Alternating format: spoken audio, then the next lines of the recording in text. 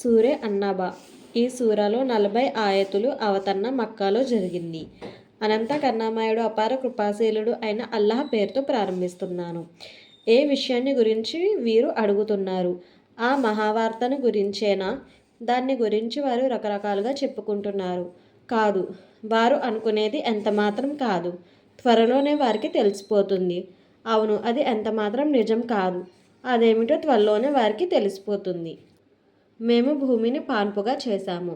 అందులో పర్వతాలను మేకులుగా పాతాము. మిమ్మల్ని స్త్రీ పురుషులు జంటలుగా సృష్టించాము. మీకు నిద్ర ద్వారా సుఖం కలుగజేశాము. రేయిని తెరగా, పగటిని ఉపాధి సమయంగా చేశాము. మీ పైన దృఢమైన 7 ఆకాశాలు నిర్మించాము. దేదీప్యమానంగా వెలిగే వెచ్చని దీపాన్ని సృష్టించాము.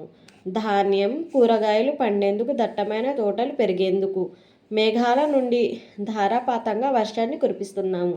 ఇదంతా వాస్తవం కాదా? నిస్సందేహంగా తీర్పు దినం ఒక నిర్ణీత సమయం. శంఖం పూరించబడే రోజున మీరంతా గుంపులు గుంపులుగా లేచి వస్తారు. ఆకాశం తెరవబడుతుంది. అది ద్వారాలు ద్వారాలుగా మారిపోతుంది. పర్వతాలు నడిపింపబడతాయి. ఎండమావులుగా మారిపోతాయి. నిశ్చయంగా నరకం ఒక మాటు. ధిక్కారులకు అది నివాస స్థలం. యుగాల తరబడి వారు అక్కడే పడి ఉంటారు. అందులో ఎలాంటి చల్లదనాన్ని, పానీయాన్ని వారు చవి చూడలేరు. ఒకవేళ ఏదైనా దొరికితే అది సలసల కాగే నీరు, గాయాల కడుగు మాత్రమే. అది వారి కర్మలకు పరిపూర్ణ ప్రతిఫలం. లెక్క అడగబడుతుందని వారు ఆశించలేదు. మా వాక్యాలను వారు అసత్యాలుగా చిత్రించి పూర్తిగా తిరస్కరించారు. కానీ అసలు పరిస్థితి ఏమిటంటే, మేము ప్రతి విషయాన్ని పొల్లుపోకుండా లెక్కపెట్టి ఉంచాము. ఇక మీరు కూడబెట్టిన దాని ఫలితాన్ని చవి చూడండి. మేము మీ బాధను తప్ప దేన్ని అధికం చెయ్యం. నిశ్చయంగా భయభక్తులు గలవారి కొరకు ఒక సాఫల్య స్థానం ఉంది.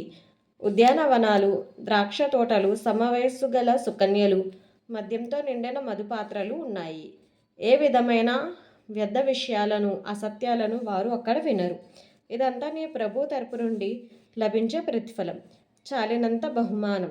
దయామయుడైన దేవుని తరపు నుండి ఆయన భూమ్యాకాశాలకు, ఆ రెంటికి మధ్య ఉన్న ప్రతి వస్తువుకు యజమాని.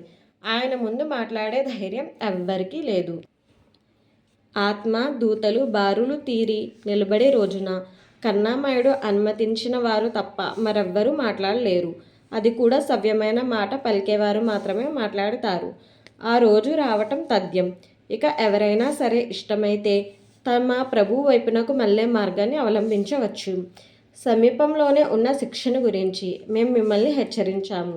ఆ రోజున మనిషి తన చేజేతులా చేసుకుని ముందు పంపుకున్నదంతా ప్రత్యక్షంగా చూస్తాడు. అప్పుడు సత్య తిరస్కారి, అయ్యో నేను మట్టినై ఉంటే ఎంత బాగుండేది అని గగ్గోలు పెడతాడు. అల్లాహ్ సుబ్హానహు తఆలా మనందరికీ నరకశిక్ష నుండి కాపాడుగాక, మనందరికీ స్వర్గం ప్రసాదించుగాక. ఆమీన్ సుమ్మామీన్.